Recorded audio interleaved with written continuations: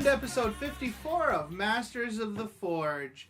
I'm Adam, and here with me is Skip and Jason. Hi, everyone. Hello. All right, so today we're going to be talking about, we're going to be a little, we're going to talk about my campaign, the continuing adventures of Wa Jolteef. But first, we'll do the intro. What have you been up to, John? John paints a lot. I've been working on my guard tanks. I'm trying to get them set for the Escalation League. I almost have 2 more Russes all wrapped up. You're working on let the listeners know, you're working on a tank company, right? Yep, I'm working on an old armored company using the Imperial Armor, I think, 2 book. But you can do that with formations now, can't you? I don't know. You haven't really looked at the book? No, I have the Cadian supplement on my iPad and looked through it, but I haven't really thought about using those formations yet. Okay. But yeah, so like you got Pask, right? No? Pask isn't in the armored book. Just regular tank commander. Yeah, but he can take those Beast Slayer shells. Beast Slayer shells, that are instant death. Right. You have a lot of like conversions. Like you have like Land Raider parts on your tanks and stuff, right? And like all kind, like you have so much carriage. What is it called? Carriage? No, it was stowage. Stowage. John's tanks are like 90% stowage. Like yeah, they bring like packets of Yoo-hoo and like well, you have to bolster the front. Antacid tablets, like or just like one tank is just full of one tank just carries like 40 tons of infantrymen's guidebooks. Well, yeah, or uplifting primers. And what else you can use for toilet paper? Whoa, heresy!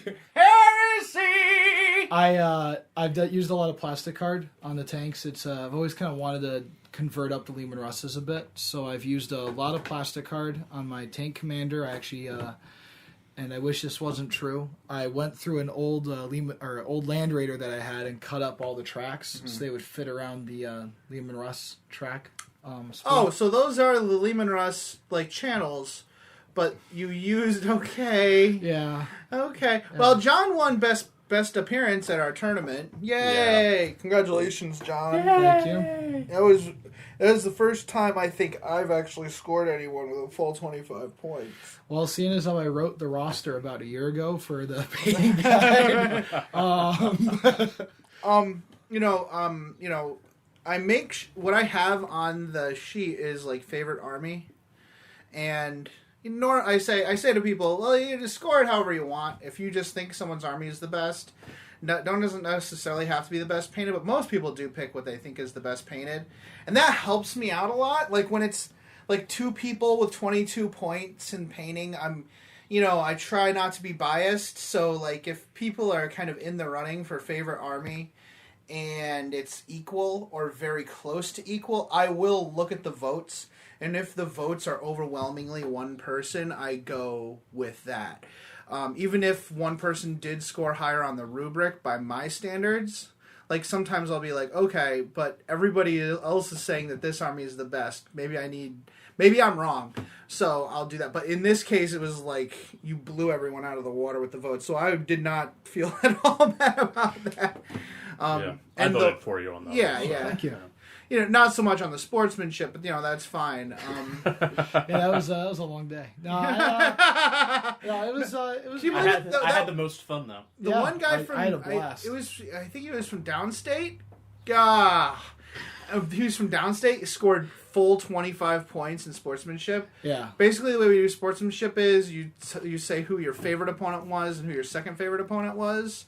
And favorite opponent gets 5 points, and second favorite gets 3 points. Every single one of his opponents voted. Oh wow! Okay. Yeah, so it wasn't like it was super legit like win on his part. That was really good. Oh, the guy with the chaos stuff.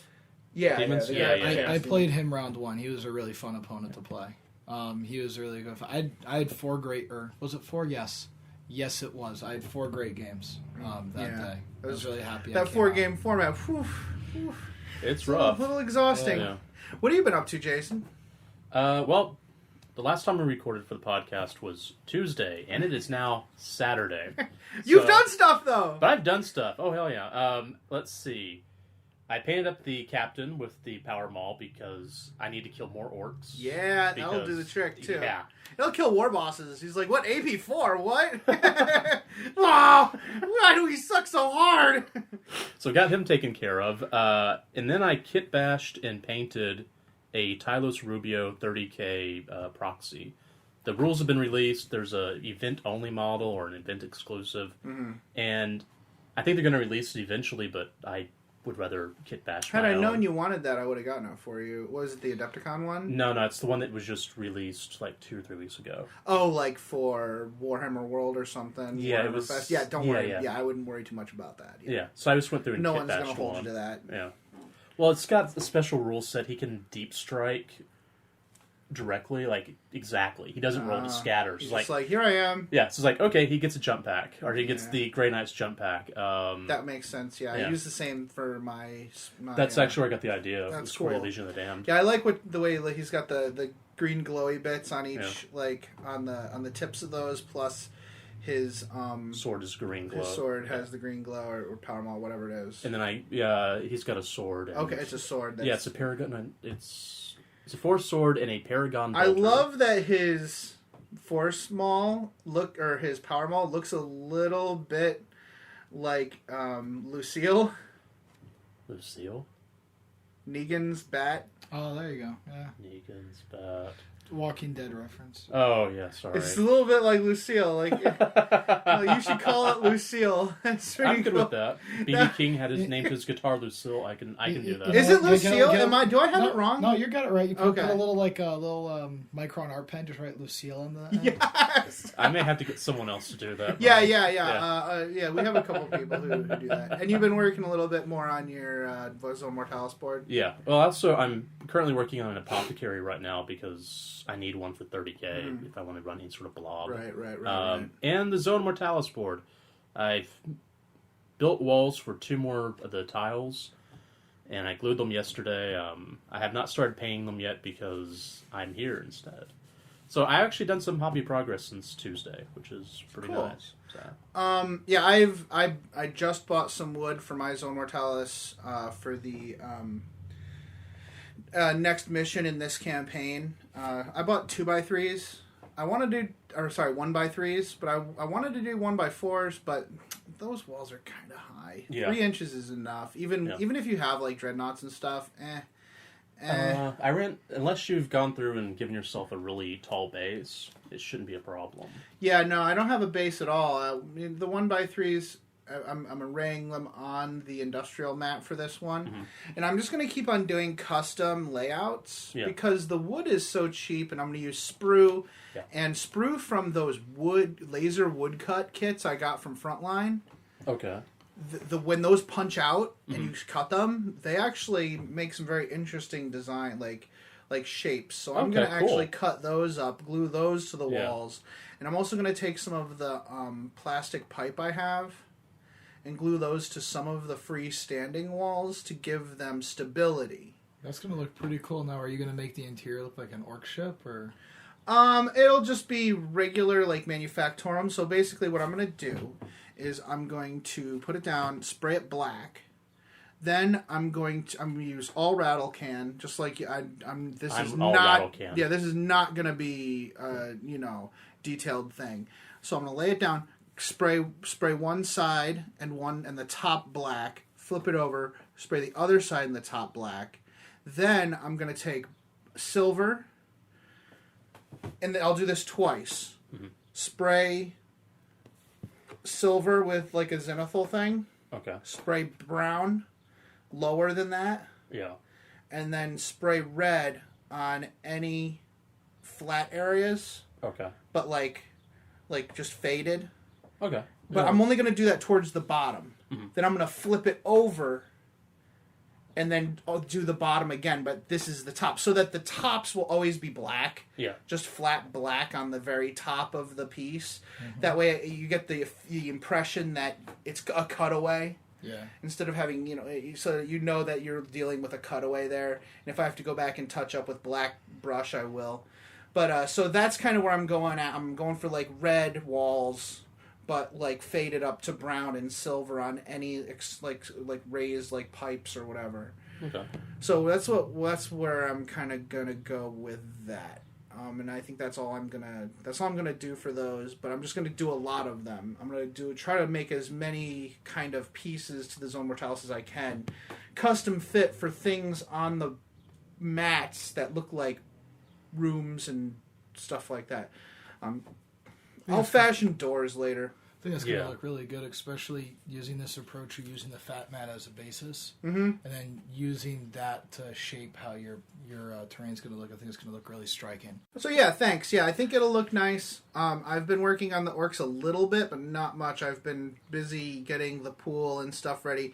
I asked Jason and John to come down to help to do the podcast, and I immediately set them to work painting. John made a Huck Finn reference. He said it would be fun. It was not. All right, I think that's good for our intro. We're gonna have a few messages, and we'll be back to talk about scenarios 1 through 3 of the Forges of Ghorok campaign. Greetings, mofo's. Are you out of George Dickel number 8, staring at a broken chess machine? Don't want to spend the rest of the year tied to that couch? Well, why don't you head on over to the 1 Hour a Night Facebook page and see what exciting stuff is going on there. It's a place to post all your daily progress in the hobby grind, as well as receive and give positive feedback. Also, there are usually a few interesting challenges going on. That's right. All you have to do is search for 1 Hour a Night on Facebook. That's numeral 1 Hour a Night, all one word. Blood serum tests will be administered prior to approval. Se til helvete og kom dere vekk. Det er ikke ei bikkje, det er en slags ting. Den imiterer ei bikkje, men det er ikke det. Kom dere vekk, idioter! What he said. At the It Will Not Die podcast, we focus on narrative gaming that brings your tabletop to life. Join us every 2 weeks for campaigns, reviews, and interviews from around the world and across the hobby. And remember, it doesn't matter how you love the hobby. Just do it. Nailed it.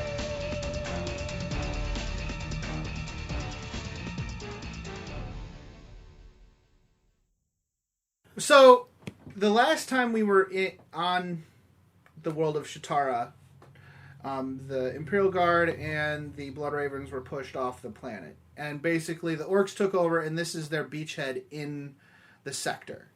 Of course, both the Guard and the Blood Ravens have gone on to other things, namely the Pakeshi 4 battles that both of you helped me with, mainly Jason's forces and John kind of running some of your Imperial Guard as like PDF once in a couple times, and Phil as well helped out with that. He was on that podcast where he talked about that. Now we're going back to Shatara, which is now called Ghorok by the Orks. Ghorok it was always a reclamation facility for Imperial scrap, so the Imperials would bring scrapped vehicles, and they would try to kind of resurrect the machine spirits of these vehicles. So this world has always been a reclamation facility. Now that the Orks own it, it's really a reclamation facility. The Orks are obviously not concerned with returning vehicles to their former glory. They're pretty much just using whatever pieces are left over to build the things they need to continue their spread throughout the sector. As I said before, his failures in regards to other parts of the WA have sent Drill Teeth into hiding, and several war bosses are vying for position on this world. So they're kind of the main bulk of the Orc forces are not here to defend the Manufactorum. So the Ark Cruiser Primus Code, under the command of Magos Ulivaras, managed to establish an orbital beachhead above Manufactorum Complex Assembly Alpha. She had penetrated the Orks' outer defenses with an unexpected charge, blasting the larger vessels with her substantial broadsides. She carved the multitude of Ork scout vessels with her lances and lighter batteries. Now she had the rest of the Ork fleet at bay, daring them to approach and making the glorified garbage scows regret it with her white-hot lance batteries. For hours, naught but smoking slag sailed across the Primus Code's bow. The stalemate in space would only last so long, however. Eventually the Orks would gather enough conscious thought to come at her in a single charge and break her in half.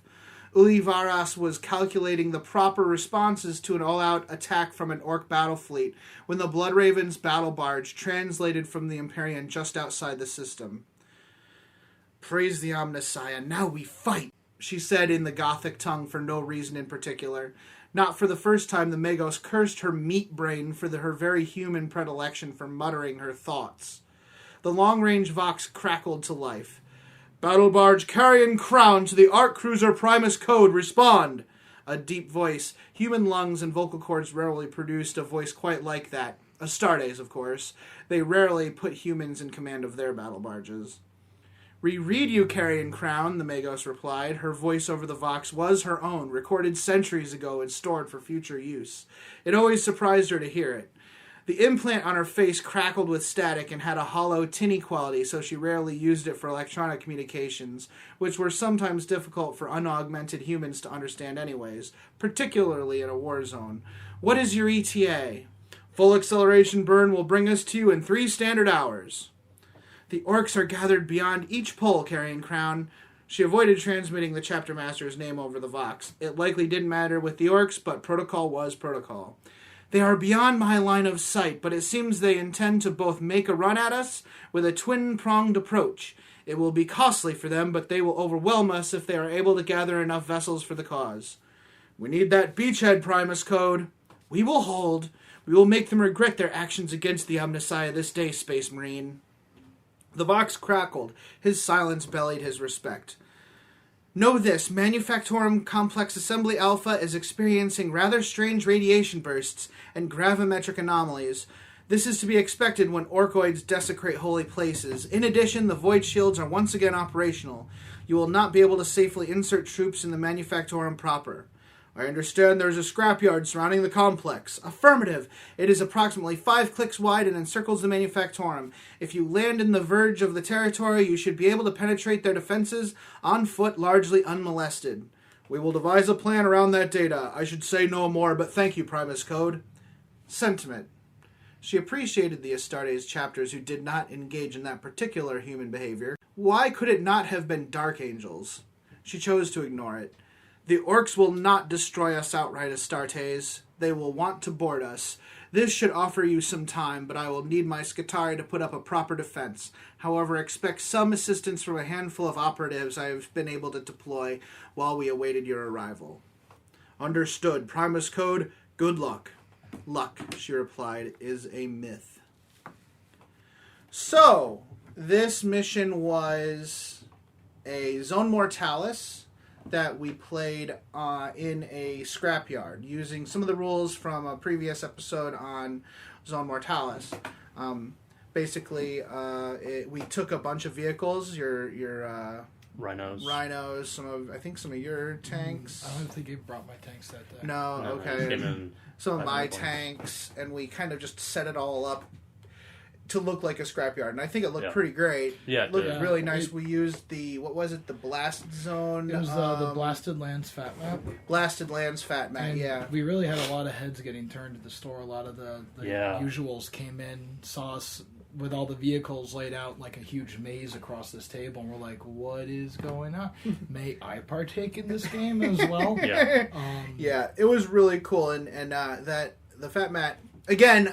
Thanks again to Doug from Table War for supplying. He didn't supply that one, but he supplied us with 2 Fat Mats for this. For this campaign, and we've been long users of those anyways, but I want to thank him for him and Table War for funding the campaign. It was really cool of him. So Let's talk about besides the battlefield being a scrapyard table, we also had 4 objectives, and one objective at the center of the table. It was basically to represent the forces trying to either hold or take the territory and make progress throughout the Manufactorum surroundings. And the deployment was 6 inches from the table edge to represent, kind of a hammer and anvil-ish kind of effect. And you guys kind of wanted to get to the other side of the table. The scoring was 1 point for each objective held, and 2 points for every enemy unit destroyed for the Orks, and then 3 victory points for the Space Marines for each unit you had within the enemy deployment zone at the end of the game. So the Orks had to hold the territory, and you guys had to push to the other side. And no deep striking. No deep striking or anything like that. It's like that classic style where you have to, one attacker has to push through, the defender has to try to keep them away. Mm-hmm.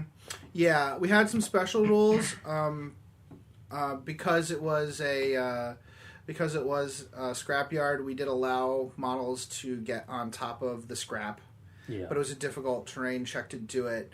And if one of the attackers, which you guys were the attackers, obviously, you could either suffer off-board barrages or suppressing fire, which basically was like heavy bolter shots, big shooter shots. You were allowed to jump over walls with your jump packs if you wanted to. I did not do that. Chose not to because you would have been exposed to that opportunity fire. And if you move too quick with your jetpacks, you could run into things.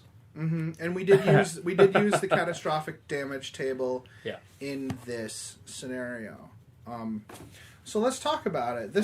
I had a lot of fun doing it. Mainly, John, you played actually your Mechanicus stuff, right? Yeah, I brought a 30k Mechanicum list. It was an Archmagos, I think is what it's called. And I had 2 plasma fusels on him because he was the Myrmidon style. And then I had a unit of 4 Thalax, the jumpy guys, one with a plasma fusel. And then, I just like saying that, plasma fusel. And then I had 10 tech thralls with pretty much a 4-up save, and then I made them fearless with a rite of pure thought. So they were basically there for a blade of wounds for the Archmagos. Mm-hmm. Yeah. They did a good job at that, too. Yeah, they did perfect. Just taking all the hits for them. It was really strategery, if this thing is what that's called. But it was basically my my combat patrol list, because that's what I have painted up and built right now. Right. And let's talk about some of the Zone Mortalis stuff specifically. I think that the Opportunity Fire, is it called? Or it's just full ballistic skill Overwatch is such a good idea because there are multiple places where, it's easy to get into position for a charge, to set up a charge with. I had several ambushes set up throughout the board because I had some commandos and just orcs and my Diggas. I forgot to mention that. Yeah, I had Orks, but I also had 500 points of Diggas, which I used. I used the Renegades rules for those. Yeah, we'll talk about those and the morale tests. Those guys were. Talk about that. It was cool. The way the story was working, I kind of was saying that the Diggas that I used for this one are, and for my campaign in general, were all residents of this scrapyard. This scrapyard isn't new. It's been here since the Imperium has been there because they were using all this scrap to repair vehicles for use in the wars. And these people have lived here for centuries, and they've kind of developed their own culture here. And when the humans left, they were kind of just left here. That in the past they would make pennies by bringing interesting scrap into the manufacturing. They were paid for it and told to bugger off. And so now they just do the same thing with the Orks. Orks they will see the use in beings. They're not like, I mean, like, if someone can do a job they don't have to do, they'll, okay, fine. That's fine. New boss, same as the old boss. I mean, the main thing that the humans here have to worry about are the Gretchen. They're fulfilling a role that Gretchen usually fulfill, so they're kind of at odds with the Gretchen a little bit. And I think I'll have more on that later. Later in the as the story progresses with the Digga contingent that I have. I mean, don't you have enough of the grots where you can just run an army of those? Definitely have enough grots. Do not need more. All right, so what you're saying is people should send you as I have many enough grots. second edition grots as they can. All right. Second edition only. Yeah, with the pointy hats, and if you want to send them something else, you can use those again as the packing materials. I will add John's address at the end of this, and if you'd like to send him some fire so he can die in it, that would be fine. I think you have to put a label on that box before you ship it out. So yeah, it's really cool. Like, you can jump out and assault someone easily without being kind of molested by long range fire. However, you have to be careful because if they make their was it leadership or initiative? I think it's initiative. Oh, for the full ballistic skill Overwatch. Overwatch. It was initiative. So you are risking that. It's a great balance. I think I found that it was a very good balance for the Orks getting into position with all those attacks. Well, I got to be careful of that full ballistic skill. Yeah. And yes, we had some leadership issues. Oh yes. In this game. One thing that we kind of touched on in the Zone Mortalis episode was morale tests and retreats. And I kind of laughed it off at like, oh, what can I do to Tau? Because I like abusing Tau. It's so much fun, actually. Yeah, and in specific, you're talking about the cascading checks. Retreats. And so what happens is, if you have a unit that fails a leadership test, they're running. But if they run within 1 inch of another of your units, they have to take a morale test too. Now, if you have leadership of 8 or 10, doesn't really mean anything. But for renegades, every leadership is different for every blob. So if you roll low and you have a leadership of 5, you could be losing 2 to 3 units off the board in just one assault or just one shooting phase. Well, that rule almost goes back to the old fantasy rule too. Because if you have a unit fall back or retreat and it touches or hits another unit, that's still like just walking up at the board. Wow. They would also have to take a leadership test, and then there were all these modifiers and everything else. Okay. So in fantasy, you'd sometimes get the cascading runaway. Yep, and I had a lot of that happen there. Like, especially just the Diggas. For some reason, the Gretchen's stuck in hell because Gretchen. The Gretchen, come on.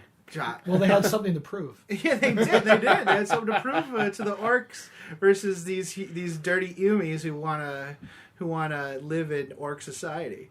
So that was cool. I think you guys took that away fairly reasonably. You guys pushed through into the next group. That game was a lot of fun, and I think we've very much realized that we want to do more Zone Mortalis. Yeah. We've been building boards, and we're going to do more of that in the future. Clearly because the missions 4 and 5 of this campaign are going to be more Zone Mortalis. Mission 6 is going to be a big game. I think we're going to bring out our Titans and do some fun Titan battles. You looked directly at me when you said bring out your Titans. Yeah. I don't imagine why you would do such a thing. I think that we're going to have some Reaver on Stampa action. It's going to be a good time. I can already pretty sure tell you how that's going to end. And your knights, Jason's knight and your knight, it's going to be awesome. That game is going to rule. How Can I loot your Stampa? How many Stampas are you thinking of bringing? Well, it'll be a Manufactorum, so I'm going to try and make it even where maybe I can... maybe there's going to be some kind of like machine repairing the Stampa at the same... It'll be all in the points, but instead of just saying I'm going to have 1,000,000 Stampas, it'll be like a cool way of like souping up this Stampa. Well, instead, if you want, I was thinking about getting Joe Pesci, my Warhound, Yeah, dude. So then I can bring the Reaver, Joe Pesci, which he. What's the Reaver's name? I haven't come up with a name for that one yet. Okay. But the Warhound's Joe Pesci because he's so angry and fierce. Yes, he is fierce and tiny. He killed a lot of Titans at the Adepticon Titan battle. He did. He killed the Reaver Titan after the guy's like, "Oh well, you waited by an armor cast once." And a penetrating hit. Bye-bye. But I was thinking about getting that one done for the Tank Shock event that I've been working on. Cool. So, moving on to scenario 2. The denizens of the scrapyard surrounding Assembly Alpha no longer noticed the smell of iron and rust on the wind. The field of broken machines were piled high, one after the other over the centuries. It was hazardous even to walk amongst the ruined heaps because beneath your feet could lie countless other stacked wrecks, waiting to shift slightly and swallow you whole. The piles of junk had grown significantly since the Orks had taken the planet. Assembly Alpha had always been a reclamation plant where tech priests and their servitors had worked with tireless enthusiasm to restore damaged holy machines to life. Now the Manufactorum was called the Shop, and some of those servitors were slaves to the Orks along with many other humans who had survived the initial assault. Even a few tech priests were at the mercy of the Shop's new lord, the Big Mac named Rustbolt. He had done something to their brains, slaved their augmentations to his own, and opened their minds to his. Now the remaining tech priests were totally subservient to the mech and his retinue. Commissar Neela Holt had observed the industrious rise of the Orks in the Manufactorum district since the Greenskins had taken the world. There was no stopping the creatures. It was madness to try. Her small clutch of servitors had certainly not attempted to fight against the rule of the Orks. Instead, they had turned to the only means of survival left to them, coexistence. Neela was not a proper commissar, but even she knew the path they followed was unforgivable heresy by the Imperial standards. They traded with the Orks, fixed things even they could not fix, and entertained them. The Orks had come to rely on the human survivors of Ghorok almost as much as they did Gretchen. What did heresy matter anyways when you were dead? It was this sentiment, which she had repeated several times to her followers, which had caused her to give great pause when the drop pods started raining down around the perimeter of the massive scrapyard. She had a commanding view of the warren beneath her. She stood in a sodden, sooty room on the outer skin of the shop. The huge pane window had long since shattered, so she stood on the fragments of glass, stared out, arms folded, rusty wind sighing. She growled, "Damn." One of her aides said, "Commissar?" "Bloody space marines, Jamil." All three aides stepped back, as if expecting to be blasted with bolter shells at any minute. "Don't be ridiculous, boys and girls. However, the night is young." Jamil swallowed. "Of course. Orders, Commissar?" Neela sometimes wondered if the rabble thought she was truly a commissar, or if they were simply deluding themselves. The looseness of the uniform was likely a dead giveaway. They didn't seem to care, though. They were happy to have someone to follow. After a pause to think, she said, "We defend our world from these invaders." The bulk of the Bloodraven's task force slammed into the curtain wall of the Manufactorum relatively simultaneously. The liberal application of crack grenades and meltaguns provided issue for the Emperor's Angels of Death into the facility's outer defenses. They emerged into the darkness, the interior lighting having been sabotaged by the infiltrating Bloodraven's Special Operations Forces. As their Devastator squads took advantageous positions, the tactical squads rushed forward, mindful of the enemy threats and taking cover where they could. Big Mech Scrapweld was ready for them. His quadrant of the Manufactorum was well defended, even as the Space Marines took their positions. His well-equipped mobs of Ludas hammered on their triggers of their def guns. The crude yet deadly weapons barked, sending a trail of phosphorescent tracer rounds into the general direction of the Space Marine entry points. Scrapweld screamed an order to his artillery team, and the darkness retreated when the custom mega cannon sent blasts of white-hot death into the advancing ranks of tactical Marines. His own masterfully created shock attack gun found its mark through the head-wired grip finder, scrambling more than a few Astartes to mush in their own armor. He growled with glee, "Give 'em all we got, boys! Day stop here!" With that, the overhead arc sodium lights flickered and then returned to their original brightness. The Orks had to flinch a little before they could recover. Then, just as suddenly as the light came, a shadow fell over Scrapweld and his boys. A squad of Space Marines with jump packs were descending from the rafters.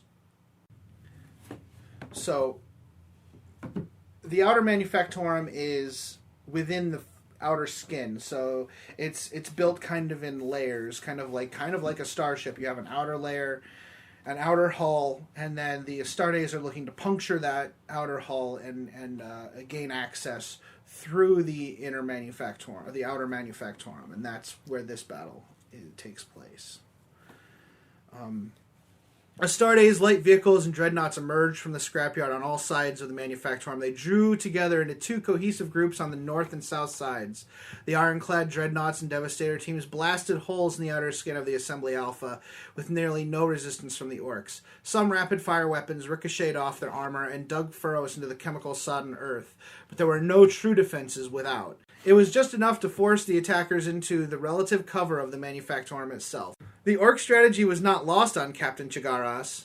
They were walking into something of an ambush, though he was certain the Orcs didn't perceive it as a cunning strategy designed to minimize their own losses. The Orcs simply felt it wasn't sporting to be cut down in the open without engaging the enemy personally. Chagaras could almost respect that, considering the only armament he ever brought with him into battle were a pair of crackling lightning claws. The Orc strategy wasn't the only thing driving them into the jaws of the enemy. The battle barge and arc cruiser miles above them were fighting a desperate battle against the Orc fleet, waiting for the void shields protecting the manufactorum to be shut down so that the rest of the forces could be committed. Chagaras decided they would have to even the odds a bit. He voxed to his squad commanders. "Continue with the attack! Expect heavy resistance once you breach the structure and find cover. The Shadow Talons and I shall find an alternative point.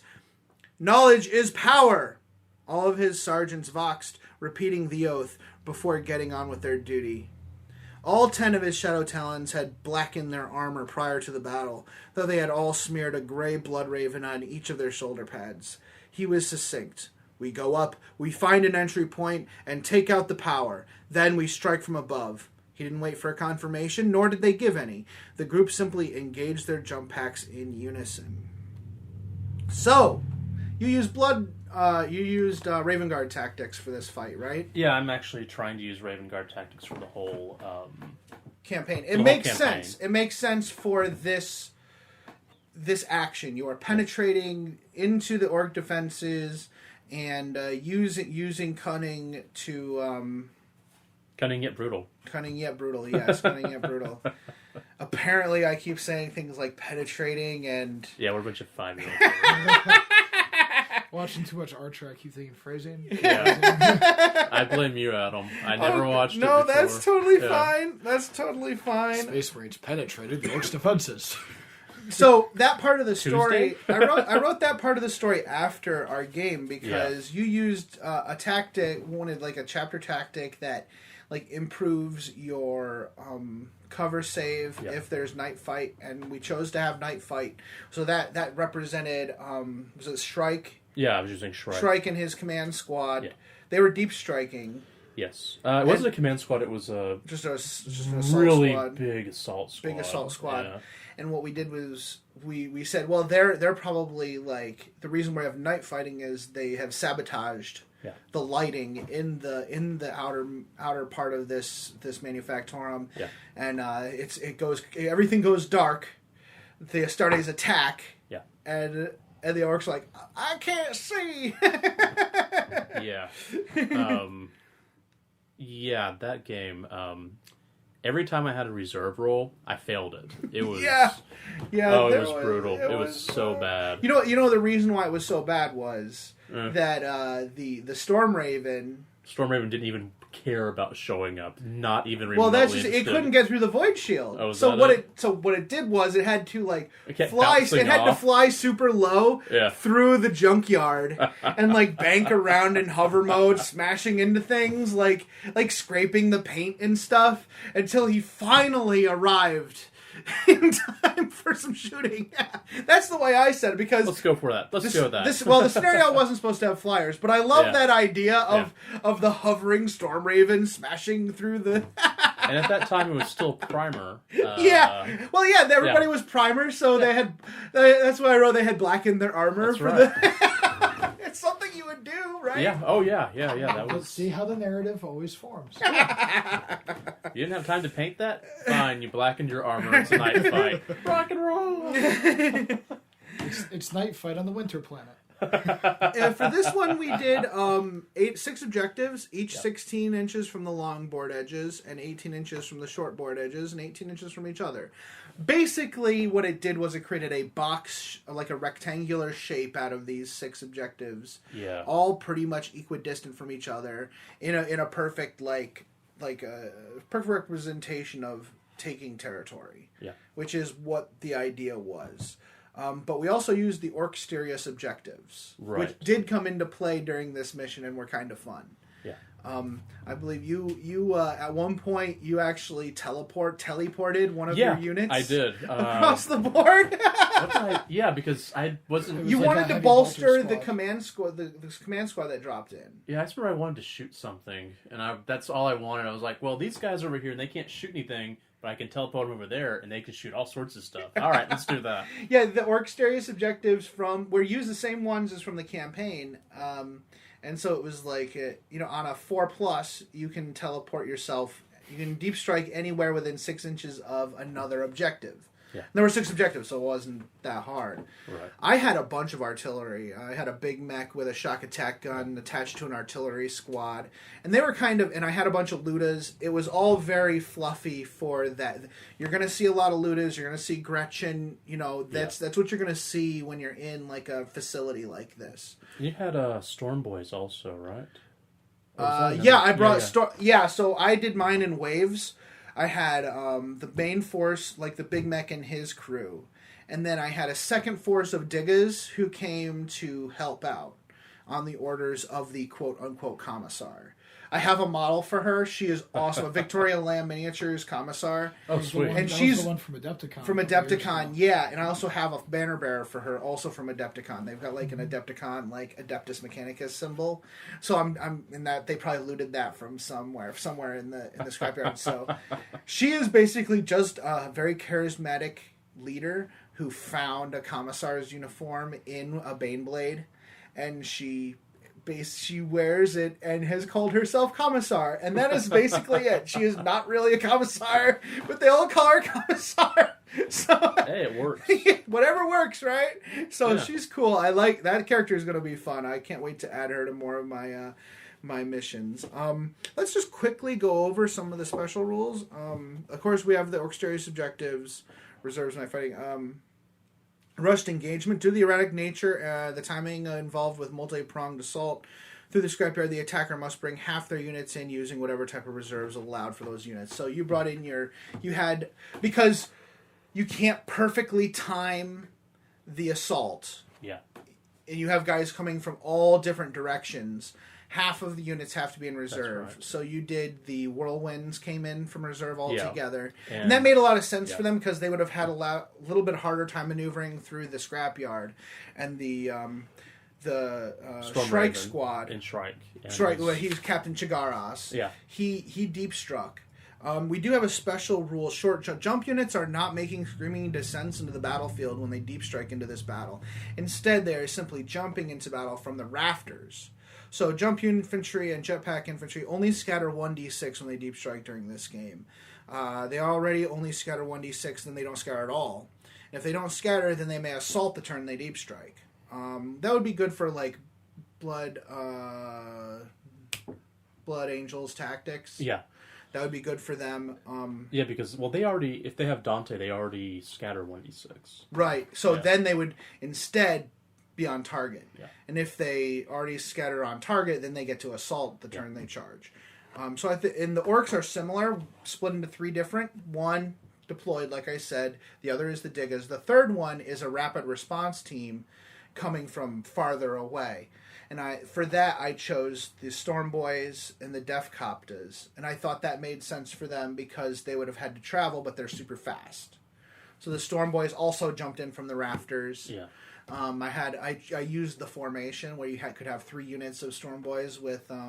Yeah, there were so many Storm Boys on the board. You ate a lot of them, but the Whirlwinds ate them. Is what they did. Whirlwinds ate them, and the Whirlwinds took out some reserves coming off the back table, and they wiped out a lot of the Diggas. Yeah. But I'll tell you what, that Punisher tank. Oh, the Punisher's MVP of the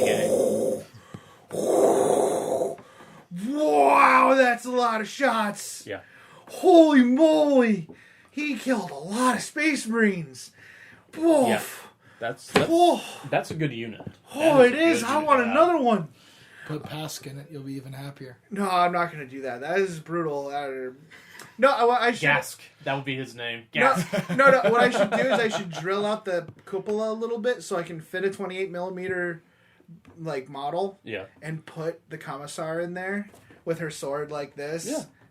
And use her as a quote unquote Pask. Yeah. That would be pretty cool. Yeah. You should. And then if you run Pask, you'll have to have a buddy tank, and you already got an extra Lehman Russ painted up. Yep, I have 3 Lehman Russ right now. You know, it'd be even better. What? Is if for the buddy tank that goes with Pask, make it look like an Orc Tech Priest or something, because you want to run a Plasma or an Executioner with Pask, because Pask confers preferred enemy. Oh, yeah. So you don't have to worry about rolling the ones as much. Oh, that's cool. So that'll give you a great conversion. And Plasma is definitely Orky. Oh, absolutely. Oh, yes. Especially if you make the main They gun. can inch themselves. Yeah, that's definitely That's working. definitely Orky. Well, what I'm thinking is you can make the gun look like a huge shock attack gun or something. Oh, that would be sweet. Oh, that would be so awesome. That would be so awesome. Okay. All right. That's a good thought. That's what's nice about these episodes is we talk about the narrative and Yeah. whatnot, and then we come up with other I like fun getting ideas. together. We're gonna work out a little bit of the sound, the sound quality, but Especially with me looking at the microphone, not looking at you. we're gonna work that out. But I like getting together. Yeah. That is really nice. It was. Have you listened to the episode with James? James? That was a good episode. Yeah, we were having a lot of fun. That was a good episode. Yeah. So we're going to try to do this a lot more. So if it matters, the victory conditions were they want to set up homing beacons for the drop pods. For each objective held at the end of the game, you score 3 points, and that's where you're going to set up your homing beacons. And then 1 point each for line breaker, slay the warlord, first strike.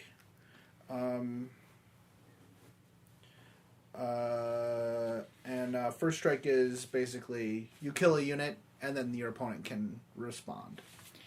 And that's what we've been using in the tournaments too. Yeah. And I have to say, every one of the rounds where that was one of the victory conditions, my opponent would read it and go this is awesome, if they weren't used to it. Because so often it's, all right, I go first, so I guess I'm up a point.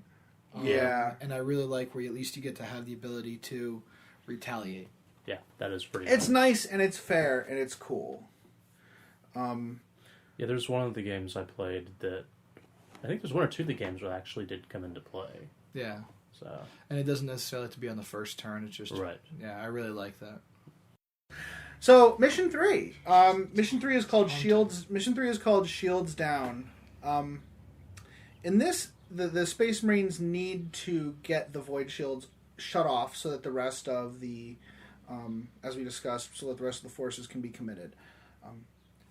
Big Mech Scarburna was accustomed to solitude, so the number of boys who had flocked to his workshop were a bit unnerving to him. There were a lot of guys there. They had little regard for the delicate tools and machinery he'd spent months collecting and building. "You lads, get away from there," he barked.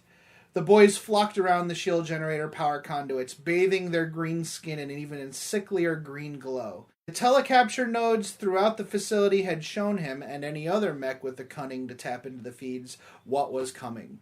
Beakies in maroon-painted heavy armor massacred the Ork and Digga defenders outside the big shop. Then, in the outer skin cavity, they now penetrated the inner shops. They all knew Scarburna's shop would be a key target because the Beakies loved dropping into a fight using their custom torpedoes. And that was impossible with the shields up. Clearly, then, the best fight would be had here, so the boys had arrived to take part. They didn't really care about protecting the product of Scarburna's months of toil. They just wanted to get stuck in and have a laugh chopping up beakies.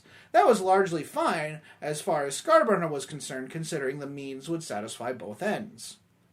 The crashing and squealing of tortured metal heralded the approach of the Space Marines. There was a lot of them, he noted, as the large armored Umis stepped from the shadows. A few of their smaller tanks rolled out of a huge rent in the shop's walls and began spitting bullets into the power conduit pylons. The shielding deflected most of the fire, but Scarburner would not rely on that forever. "Get 'em, boys!" he hollered, though it was a mostly pointless gesture. The huge mob of orcs was already storming across the shop, the dimness sparkling with the red delight in their eyes. So the cool thing about this scenario is that we started actually coming up with rules based on the appearance of the fat mat. So the industrial fat mat has this cool central like molten metal that you can see through a grate, and there are like 3 perfectly spaced kind of circular platformy things, and so we put your really cool manufacturer like Zone Mortalis style objectives on each of those 3 and used those as the power conduits. Yeah, those worked really well. They looked really good. I was really happy with them. Fuck it, I'm saying it. They look fucking awesome. Okay. He said it. Thank you. They do look really good, though. Yeah. I like how you have the Dyson set in them, too. Hey, it's the best thing to use those Mechanicum dice for, because they absolutely. can't roll for anything. No, goodness gracious. I was one of those fools that went out and bought like the big brick. Oh, that's from the big brick. Oh, that is. I have the big brick. You also made the same mistake. Of course, tactical errors, they're easy to make. So for this one, again, we didn't have any Mechanicum in this one. They'll come up in the next Zone Mortalis game. Oh yes, they will. No deep striking allowed during this scenario. We're not in a Zone Mortalis scenario, but it's getting more Zone Mortalis E in the unit selection. No big tanks, nothing like that. You took some Razorbacks, I took some trucks. Yeah, which were reasonable for the scenario. I had a Dreadnought as well. I had the Ironclad with me. Right. The way we did it was a Dawn of War, except the Orks could deploy 24 inches from their deployment from their board edge, and the Space Marines had to deploy 6 inches from their board edge, leaving a 12-inch no man's land in between. No, 18-inch no man's land. It was a pretty big gap. I had to cross that to get to the objectives. The objectives. Yeah. The objective is for the Space Marines is to destroy the shield generators or take control of them. There for you it was like we're just going to destroy them. Oh yeah, I was gonna blow those up. I was a little worried that allowing the Orks to be so close to the objectives would be too much in the favor of the Orks, and I think that didn't turn out to be the case.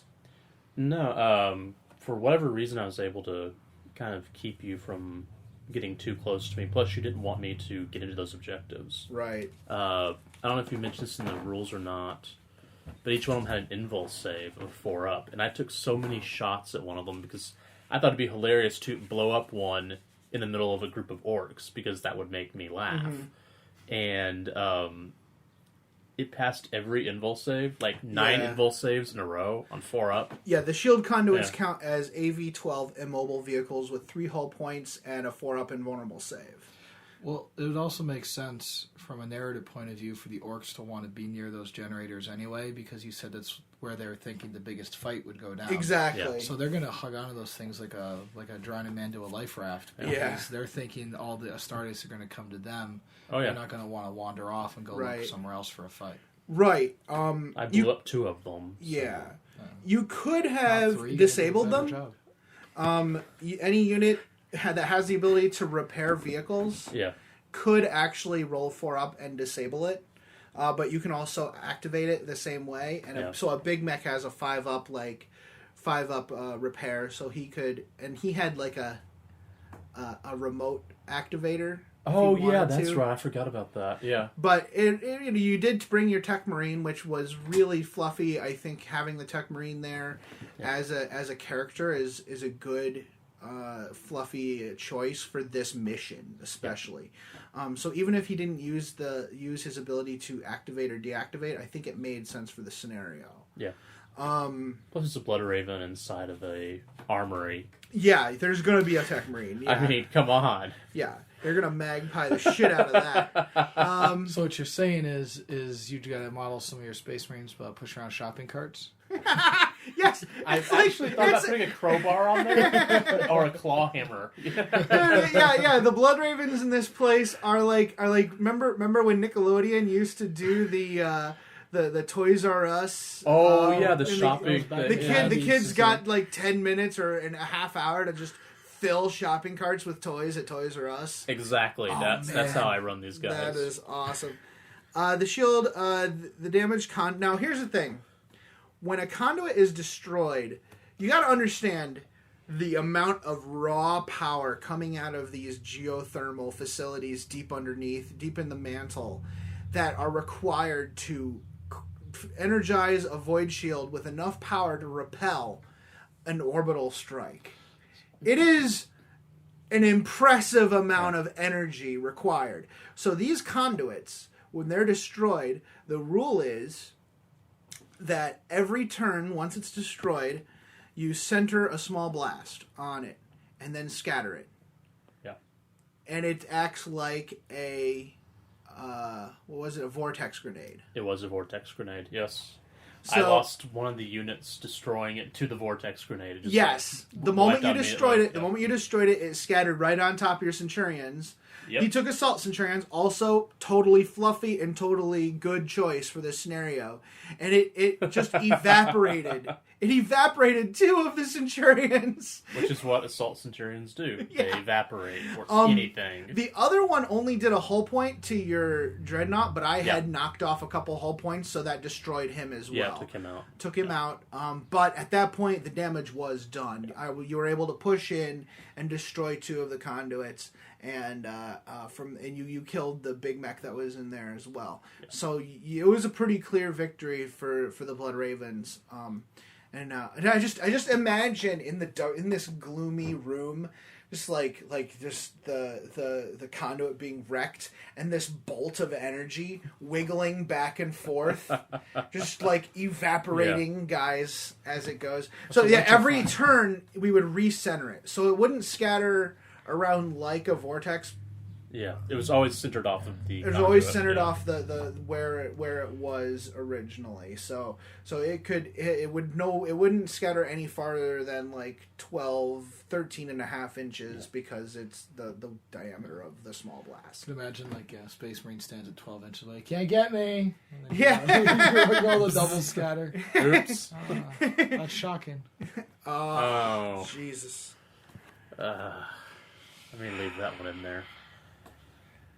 Right, so let's arc on to the next topic. Right? So that's why this mission was the reason I went and built the new captain with the power maul, because my captain with the power sword got stuck in and got extremely stuck in with the orcs. As in, I think he was in the assault for like 3 turns, then the game ended, and he was still just killing orcs. Yep. But like 1 or 2 at a time, even though there's like a blob of them. I thought, maybe it's time to get that. I think power the maul. Increased strength will be good. I think having that character as like a specialized orc killer is a cool idea. And I think it'll be cool for the scenario that's coming up. So is he gonna be smacking around orcs like Sauron in the beginning of Lord of the Rings? Just Yeah, that's pretty much what he's doing. That'll be pretty cool. I like that. Yeah. I like that. Mission 4 is going to be just to briefly talk about it. Mission 4 is going to be on the industrial fat mat, but I'm going to put down walls to make it a zone mortalis, and basically we're going to use the. We were talking about it, and we're going to use the elevators, the things that look like lifts, as lifts, and the point is going to be to get models onto those lifts and remove them from the board, your own models, as scoring. So the goal of the next scenario is going to be to get down into the lower levels, and where in scenario 5 and the lower levels we're going to be going after the fabricator locum of the planet and any STCs that are down there. I hope you don't mind, John. I've given the Magos that's with this group a name. It is he's basically the Magos Reclamados. He's the one who decided what was going to get fixed and stuff. I like it because he's Reclamados, a reclaiming facility. Yeah, So, it's very orky. It's not very orky. It's very GWE. Yeah, it's really good. I like that. We need more weird Latin. Yeah, just BS doesn't even make sense. We'll just take an English word, put us at the end. Yeah, exactly. That is the whole point. It'll be 500 points each, so just bring 500 points. I'm not going to bring any Diggas to this one. There aren't any this deep. It'll all be Orks. Okay. I might bring some. I might actually bring some Necrons. Not as Necrons, but just as kind of like robot dudes that we've taken over. But aside from that, I think we're done here. You wanna move on and do the outro and let's call it a day. Yeah. All right. All right, we'll be right back. This is Rob Sanders, and you're listening to the Masters of the Forge, where the world of 40k comes to life on your tabletop. Hey, Masters of the Forge listeners, are you looking to expand your Warhammer 40,000 gaming group? Do you want to start a 40k club in your area? Do you want the people you attract to be like-minded mofos? Do you want to advertise your YouTube channel? Or even attract more subscribers to your hobby blog or online community? Then what better way than to advertise on the Masters of the Forge podcast? All we ask of you is that you email us at mastersoftheforge@gmail.com or message us on Facebook with a full text of your advertisement, including the region in which you live and any contact information people can use to get a hold of you. We will have one of our many tech servitors read your advertisement on the air. We promise not to make fun of you. Though we can't always predict the actions of our servitors, you really can't find good help these days. No, you can't. John, thank you so much for joining us to talk during this episode. Yeah, we're definitely going to have you back again for the last one because you're going to be involved in all of the next 3. Sounds as long as good. you don't mind. Not a problem. We definitely want you around for that. You don't have a choice. Well, it happens. You don't have a choice. So they kidnapped me. We did kidnap. His dad has always wanted to do work at the house, and I'm like, you're going to hang out with us today, and I'm just going to sit here dragging this out for hours and hours and hours. And so this is the logic. He didn't want me working on a stone patio, so I came over to his house and I helped him work on a deck. Yeah, you helped me paint. Yeah, it's good times.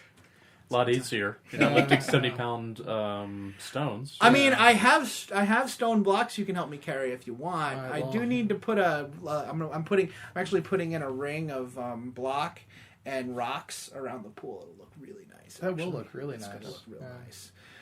So I guess look for us next week. I don't know what we have a few ideas for episodes. I'm not sure what it's going to be. One thing, we're not going to be part of the Freebooter Network until the fall. They're going to get the episodes they have right now going in a good, which makes sense. They want to get them established and then bring on some of the peripherals after, which we would be quite a peripheral. We didn't fully commit to the Freebooter Network, so I cannot. So we're not going to put a ring on it? We ain't putting a ring on it just yet. I did see you on the forums again. That was good. Yeah, Freebooter forums. You just we're like, hey, here's all the progress I've done in the last 2 years. Oh God! And I looked at I posted a picture of every project I worked on since I left the Freebooters. It was wow. I think it was 500 something models. Yeah, and he posted that. I'm thinking, what have I painted the last 2 years? Well, I did those 4 tanks. We did the Reaver. And then that was it. I'm like, all right, so okay. Yeah, it was really cool. That was cool. It's good to be back on there with there's still 4 more episodes of 40K Radio left, but we'll see. It'll go quick, like Christmas. Christmas will be here soon. but it'll be in the fall. Christmas is in December. Well, you'll come earlier. Isn't that nice? All right. So check us out on Facebook. Check us out on mastersoftheforge.com, Twitter, and give us good reviews on iTunes. Y'all have a really nice time, and We'll be back in a week. Yep. But until then, play the game the way you want to. That's right. That was nice. That's good. That was I like how That we was said it nice. at the Yeah, same yeah. time, but Nice. now you owe me a Coke. It's such a good feeling to play games your way. It's such a happy feeling 40K'ing away. And when you throw dice with story in mind, it's such a wonderful way to unwind. It's a good feeling, a very good feeling, the feeling you know that we'll be back when the fortnight's new, and we'll have new ideas for you, and you'll have things you'll want to talk about. We will too.